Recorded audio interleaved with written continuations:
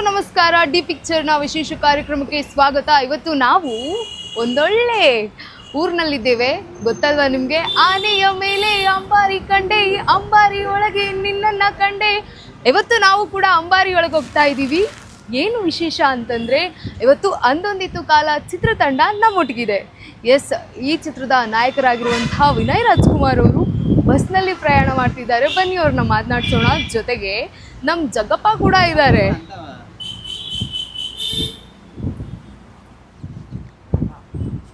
ನೋಡಿ ಎಷ್ಟು ಚಂದವಾಗಿ ಆರಾಮಾಗಿ ಕೂತ್ಕೊಂಡು ಅರಮನೆಯನ್ನು ಕ್ಯಾಪ್ಚರ್ ಮಾಡ್ತಾ ಇದ್ದಾರೆ ಅವ್ರ ಮೊಬೈಲ್ನಲ್ಲಿ.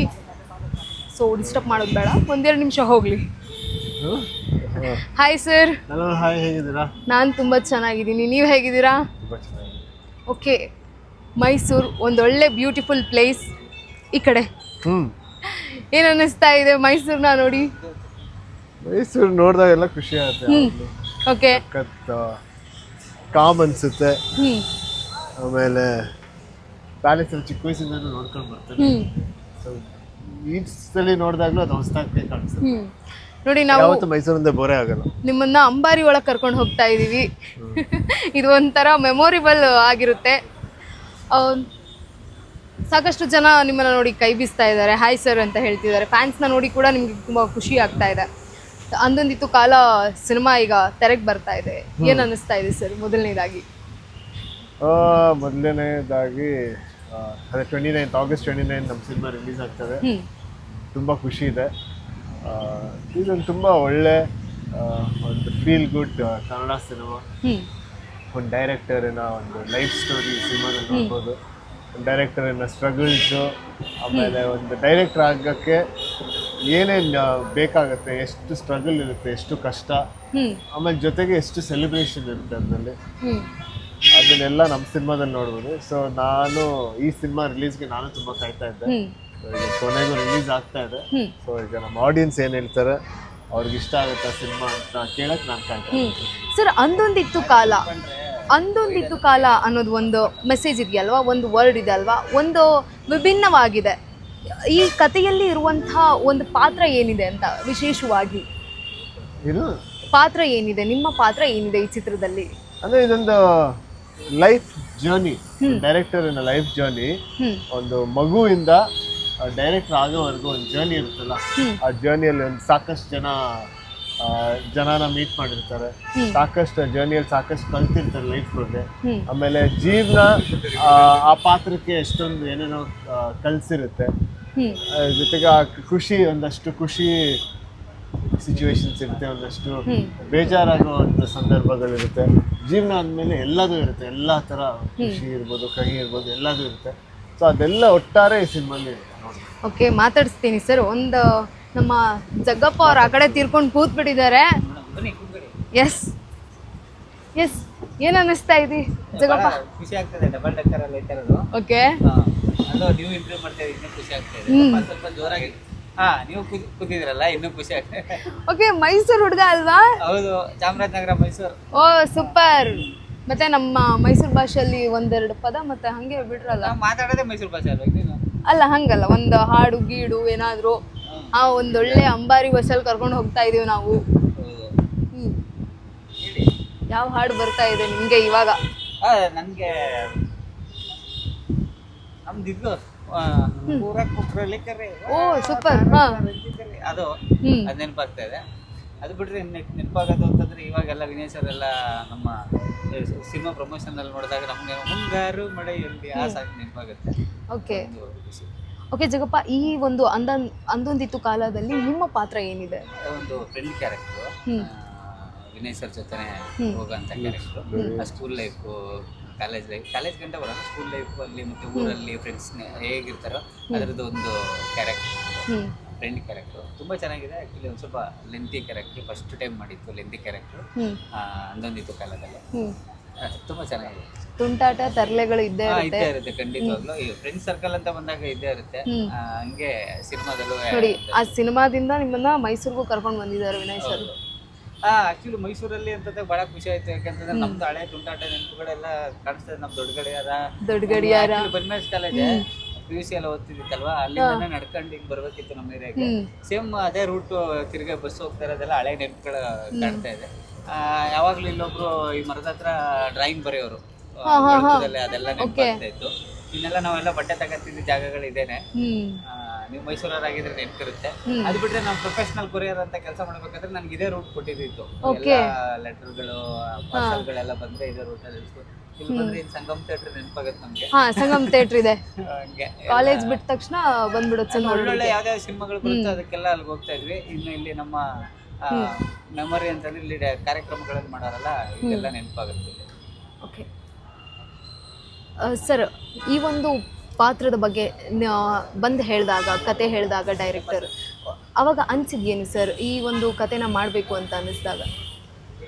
ಈ ಒಂದು ಕತೆ ಏನಕ್ಕೆ ಅನಿಸಿದ್ದು ಅಂದರೆ, ಫಸ್ಟ್ ಆಫ್ ಆಲ್ ಅದು ಬಂದು ಒಂದು ಡೈರೆಕ್ಟರಿನ ಲೈಫ್ ಸ್ಟೋರಿ. ಅವರು ಒಂದು ಸಿನಿಮಾ ಮಾಡೋಕ್ಕೆ ಸಾಕಷ್ಟು ಶ್ರಮ ಪಡ್ತಾರೆ. ಸೊ ಅವರ ಬಗ್ಗೆ ಒಂದು ಸಿನಿಮಾ ತೆಗೆಯೋದೇ ಒಂದು ಖುಷಿಯಾದ ಒಂದು ವಿಚಾರ. ಜೊತೆಗೆ ನಂದೊಂದು 3 ಶೇಡ್ ಇದೆ ಇದರಲ್ಲಿ. ಸೊ ನಂಗೆ ಇದರಲ್ಲಿ ಒಂದು ಆಪರ್ಚುನಿಟಿ ಸಿಕ್ಕಿದೆ, ಒಂದು 17 year old ಹುಡುಗನ ಪಾತ್ರ ಮಾಡೋಕ್ಕೆ, 24 ವರ್ಷದ ಹುಡುಗನ ಪಾತ್ರ ಮಾಡೋಕ್ಕೆ, ಆಮೇಲೆ 35 ವರ್ಷದ. ಸೊ ಆ 3 ಇದ್ರಲ್ಲಿ ಶೇಡಲ್ಲಿ ನೋಡ್ಬೋದು. ಸೊ ಅದು ತುಂಬಾ ಖುಷಿಯಾದ ಒಂದು ವಿಷಯ. ಸೊ ಆಮೇಲೆ ಯಾವತ್ತೂ ಈ ತರ ಮಾಡಿರ್ಲಿಲ್ಲ. ಸೊ ಆಮೇಲೆ ಒಂದಷ್ಟು ಸೀನ್ಗಳು ತುಂಬಾ ಕನೆಕ್ಟ್ ಆಗುತ್ತೆ ನಮ್ಮ ಸಿನಿಮಾದವ್ರಿಗಾಗ್ಲಿ ಇಲ್ಲ ಯಾವುದೇ ಫೀಲ್ಡಲ್ಲಿ ಆದ್ರೇನು. ಒಂದು ಹಳ್ಳಿಯಿಂದ ಒಂದು ಬ್ಯಾಂಗ್ಳೂರ್ ಅಂತ ಒಂದು ಊರಿಗೆ ಬಂದು ಇಲ್ಲೊಂದು ಲೈಫ್ನ ಕಟ್ಕೊಳ್ಳೋದೇ ತುಂಬಾ ಕಷ್ಟ. ಸೊ ಅದು ಇದನ್ನ ನೋಡ್ಕೊಳ್ಳೋದು, ಆ ಥರ 1000 ತುಂಬಾ ಜನ ಬರ್ತಾನೆ ಇರ್ತಾರೆ ಅವಾಗ ಬೆಂಗಳೂರಿಗೆ. ಸೊ ಅವ್ರಿಗೆಲ್ಲ ಈ ಸಿನಿಮಾ ನೋಡಿದ್ರೆ ತುಂಬಾ ಕನೆಕ್ಟ್ ಆಗುತ್ತೆ. ಸರ್, ಈ ಸಿನಿಮಾದಲ್ಲಿ ಇರುವಂತ ಸಾಂಗ್ಗಳು ಈಗಾಗಲೇ ಹಿಟ್ ಆಗ್ಬಿಟ್ಟಿದೆ, 50 million ಕೂಡ ಹೋಗಿದೆ. ಸಾಂಗ್ ಕೇಳಿದಾಗ ನಿಮ್ಗೆ ಅನ್ಸಿದ್ಯೇನು ಸರ್? ಒಂದೊಳ್ಳೆ ಸಾಂಗ್ ಕೇಳಿದಾಗ ಅದೇ ನಂಗೆ ಶ್ರೀರಾಮ್ ಅವ್ರ ವಾಯ್ಸ್ ಮುಂಚೆಯಿಂದ ತುಂಬಾ ಇಷ್ಟ. ಸೊ ಅದು ಕೇಳಿದ ತಕ್ಷಣನೇ ಅನಿಸ್ತು ಈ ಸಾಂಗು ಅದೇ ಒಂದಷ್ಟು ಜನಕ್ಕೆ ಅಟ್ಲೀಸ್ಟ್ ರೀಚ್ ಆಯ್ತು ಅಂತ ಅನ್ಕೊಂಡಿದ್ವಿ. ಬಟ್ ಈ ತರ ಆಗುತ್ತೆ ಅಂತ ನಾನು ಅನ್ಕೊಂಡಿಲ್ಲ. ಆಮೇಲೆ ಸಾಕಷ್ಟು ಜನ ಈ ಸಾಂಗ್ಗಳಿಗೆ ರೀಲ್ಸ್ ಮಾಡಿದ್ರು. ಆಮೇಲೆ ಈ ಸಾಂಗಲ್ಲಿ ಆಕ್ಚುಲಿ ಒಂದು ಡ್ಯಾನ್ಸ್ ಸ್ಟೆಪ್ ಏನೂ ಇಲ್ಲ, ಆದ್ರೂ ಅವರೇ ಕೋರಿಯೋಗ್ರಾಫ್ ಮಾಡ್ಕೊಂಡು ಅವರೇ ಒಂದು ಡ್ಯಾನ್ಸ್ ಮಾಡ್ಕೊಂಡು, ಜೊತೆಗೆ ಆಮೇಲೆ ಅವರ ಲೈಫಲ್ಲಿ ನಡೆದಿರೋ ಒಂದು ಸಂಭ್ರಮಗಳಿರ್ಬೋದು, ಮದುವೆಗಳಾಗಿರ್ಬೋದು, ಎಂಗೇಜ್ಮೆಂಟ್ ಆಗಿರ್ಬೋದು, ಅದಕ್ಕೆಲ್ಲ ಈ ಸಾಂಗ್ ಸೇರಿಸ್ಕೊಂಡು ಸಾಕಷ್ಟು ಜನ ರೀಲ್ಸ್ ಮಾಡಿದ್ದಾರೆ.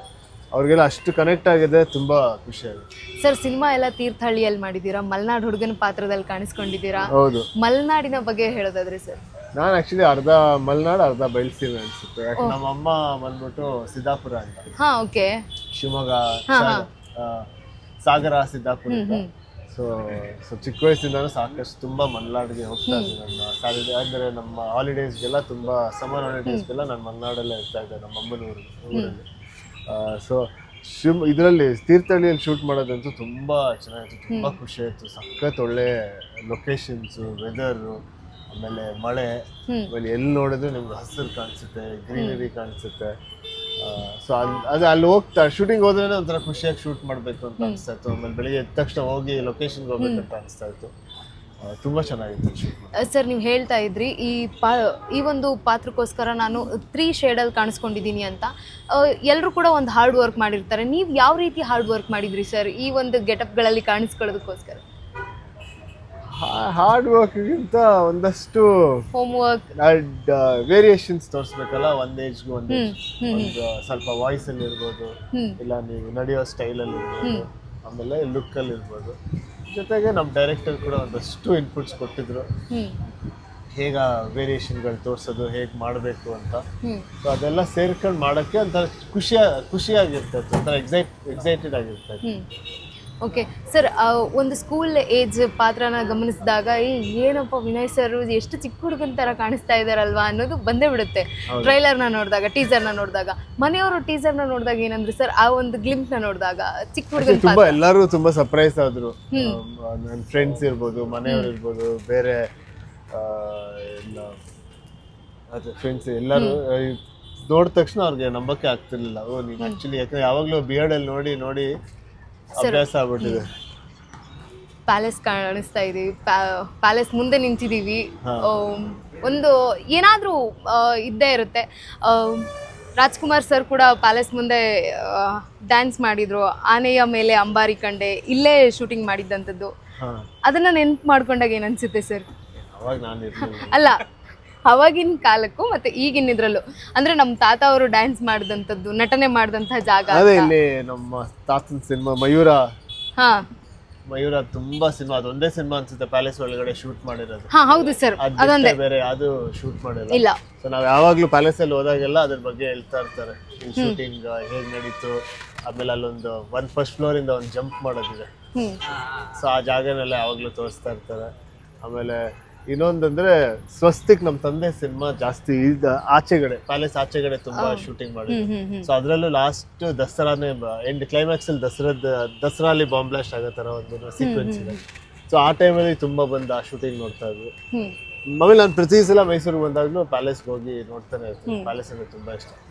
ದಸರಾ ಎವ್ರಿ ದಸರಾಗೂ ನೀವು ಇದ್ದೇ ಇರ್ತೀರಾ ಹಾಗಿದ್ರೆ? ದಸರಾಗೆ ಮೈಸೂರು ಬರ್ತಾರೆ, ಲೈಟಿಂಗ್ಸ್ ಎಲ್ಲ ತುಂಬಾ ಎಂಜಾಯ್ ಮಾಡಿರ್ತೀರಾ. ಹೌದು. ಓಕೆ ಸರ್, ಈ ಒಂದು ಅಂದೊಂದಿತ್ತು ಕಾಲದಲ್ಲಿರುವಂತಹ ಮೆಸೇಜ್ ಏನು, ಯುವಕರಿಗೆ ಕೊಡ್ತಾ ಇರುವ ಮೆಸೇಜ್ ಏನು ಅಂತಂದ್ರೆ ಸರ್? ಮೆಸೇಜ್ ಏನು ಅಂದ್ರೆ ಒಂದು ಡಿಫ್ರೆನ್ಸ್ ಕಾಣಿಸುತ್ತೆ ನಿಮ್ಗೆ. ಅಂದ್ರೆ ಅವಾಗ ಒಂದು ಟೆಕ್ನಾಲಜಿ ಇಲ್ಲದೆ ಒಂದು ಜೀವನ ಹೇಗಿತ್ತು, ಇವಾಗ ಟೆಕ್ನಾಲಜಿ ಜೊತೆ ಜೀವನ ಹೇಗಿದೆ. ಆಮೇಲೆ ಏನೇ ಕೆಲಸ ಮಾಡ್ಬೇಕಂದ್ರೂ ಅದಕ್ಕೆ ಸಾಕಷ್ಟು ಶ್ರಮ ನಾವು ಪಡ್ಲೇಬೇಕು. ಶ್ರಮ ಪಟ್ರೆ ಫಲ ಅದೇ ಸಿಗುತ್ತೆ. ಸೊ ಬಟ್ ಅದರಲ್ಲಿ ಎಲ್ಲಾರ್ಗು ಸ್ಟ್ರಗಲ್ಸ್ ಅನ್ನೋದು ಲೈಫಲ್ಲಿ ಇದ್ದೇ ಇರುತ್ತೆ. ಸೊ ಅದನ್ನೆಲ್ಲ ಹೆಂಗೆ ದಾಟ್ಕೊಂಡು ಬರ್ತೀವಿ, ಕುಗ್ದೆ ಹೆಂಗೆ ಇರೋದು. ಸೊ ಅದೆಲ್ಲ ಒಂದು ಸಾಕಷ್ಟು ಮೆಸೇಜ್ಗಳು, ಒಬ್ಬೊಬ್ರಿಗೂ ಒಂದೊಂದು ಮೆಸೇಜ್ ಸಿಗುತ್ತೆ ಈ ಸಿನಿಮಾದೆಲ್ಲ. ಸರ್, ನೀವು ಹೇಳ್ತಾ ಇದ್ರಿ ಅಂದೊಂದಿತ್ತು ಕಾಲದ, ಹಳೇ ಕಾಲದ ಒಂದಷ್ಟು ಕಥೆಗಳು ಇದರಲ್ಲಿ ಇರುತ್ತೆ ಅಂತ ಹೇಳಿ. ನಿಮಗೆ ಇಷ್ಟವಾದಂತಹ ಸನ್ನಿವೇಶ ಯಾವುದು ಈ ಸಿನಿಮಾದಲ್ಲಿ? ಇಷ್ಟವಾದ ಸನ್ನಿವೇಶ, ಸೀನ್? ನಂಗೆ ನಂಗೆ ಆ ಸ್ಕೂಲ್ ಎಪಿಸೋಡ್ ತುಂಬಾ ಇಷ್ಟ ಆಯ್ತು. ಸ್ಕೂಲ್ ಎಪಿಸೋಡ್ ಅಲ್ಲಿ ನಂದು ಆಕ್ಚುಲಿ ಜಗಪ್ಪ ಅವ್ರದ್ದು, ನಮ್ಮ ಫ್ರೆಂಡ್ಸ್ದು ಒಂದಷ್ಟು ಸೀನ್ಗಳು, ಆಮೇಲೆ ತೀರ್ಥಹಳ್ಳಿಯಲ್ಲಿ ತೆಗ್ದಿರೋ ಒಂದಷ್ಟು ಸೀಕ್ವೆನ್ಸ್ಗಳು, ಅದೆಲ್ಲ ನಂಗೆ ತುಂಬಾ ಇಷ್ಟ ಕೊಡ್ತು. ತುಂಬಾ ಮಜಾನು ಕೊಡ್ತು ಶೂಟಿಂಗ್ ಮಾಡೋದು. ಕಳಿಸ್ಬಿಟ್ಟಿದ್ರು ಅವ್ರು ಯಾವತ್ತೂ ಸಟ್ಟಿಗೆ ಬಂದಿಲ್ಲ. ಯಾವಾಗಲಾರು ಒಂದ್ಸತಿ ಬಂದು ಮಾತಾಡ್ಸ್ಕೊಂಡು ಹೋಗೋರು ಅಷ್ಟೇ ಹೊರತು ಎಲ್ಲ ಕ್ಯಾರವಾನ್, ಕ್ಯಾಮ್ರಾ, ಎಲ್ಲ ಆರ್ಟಿಸ್ಟ್ಗಳಿಗೆ ಏನೇನು ಬೇಕು ಎಲ್ಲ ಗಿಫ್ಟ್ಸ್ಗಳು, ಸಿನಿಮಾಗೆ ಏನು ಬೇಕು ಅದನ್ನೆಲ್ಲ ಕೊಟ್ಬಿಟ್ಟು ಕಳಿಸ್ಬಿಟ್ಟಿದ್ರು. ಆ ಥರ ಸಿಗೋದೇ ಭಾಳ ಕಷ್ಟ. ಎಲ್ಲರೂ ಅಲ್ಲೇ ಬಂದು ಕೂತಿರ್ತಾರೆ, ಏನು ಮಾಡ್ತಾ ಇದ್ದೀರಾ, ಎಷ್ಟು ಮಾಡ್ತಾ ಇದ್ದೀರಿ, ಎಷ್ಟು ಶೂಟಿಂಗ್ ಆಗ್ತದೆ, ಈ ಥರ ಕೇಳೋದು. ಬಟ್ ಅದು ಅವರು ಸೆಟ್ಗೆ ಬಂದಿಲ್ಲ ಒಂದಿನ.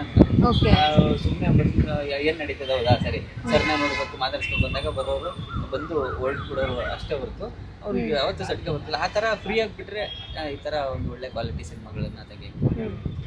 ಓಕೆ, ಸೊ ಫೈನಲ್ ಆಗಿ ನಿಮ್ಮ ಪ್ರೇಕ್ಷಕರಿಗೆ ಏನು ಹೇಳ್ತೀರಾ? ಏನಿಲ್ಲ, 29ನೇ ತಾರೀಕು ಸಿನಿಮಾ ದಯವಿಟ್ಟು ಎಲ್ಲರೂ ಬನ್ನಿ, ಬಂದು ದಯವಿಟ್ಟು ನಮ್ಮ ಫ್ಯಾಮಿಲಿ ಸಮೇತ ಬಂದು ನಮ್ಮ ಕನ್ನಡ ಸಿನಿಮಾನ ಥಿಯೇಟ್ರಲ್ಲೇ ನೋಡಿ ಅಂತ ಹೇಳ್ತೀನಿ.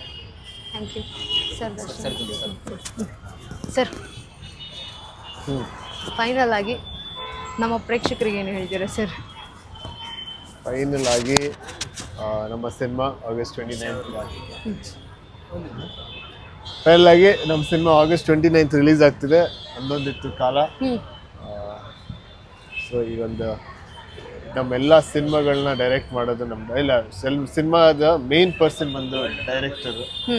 ಸೊ ಅವರ ಒಂದು ಲೈಫ್ ಸ್ಟೋರಿ ನೋಡೋಕ್ಕೆ ನೀವು ನಮ್ಮ ಸಿನಿಮಾ ನೋಡಬೇಕು.